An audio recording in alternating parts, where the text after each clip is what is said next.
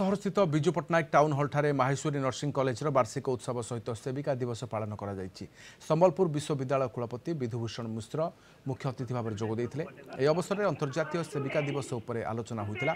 Maheshwari nursing college chairman फकीर कर्ण छात्र छात्री सफलता उपरे कहिथिले। संपादिका संतोषिनी कर्ण विवरणी पाठ करथिले।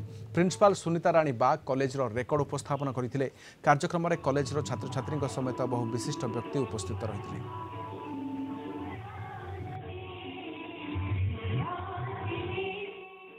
आजिकार माहौल तो बहुत माने आनंद उत्सव माहौल रही है।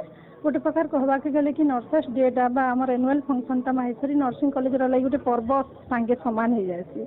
आम स्टूडेंट एबे आमर पाखे 320 स्टूडेंट प्रेजेंट अच्छा समस्त बहुत खुशी अच्छा। वार्षिक उत्सव आम प्रति वर्ष नर्सिंग डे आलोचना करा जाए। छुआ मैंने खुशी रे निज माने गीत बाद्य जंत्र द्वारा नाच गीत करी उपभोग कर समस्त को गोटे एकत्रित करवा गोटे माहौल करा जाउछि।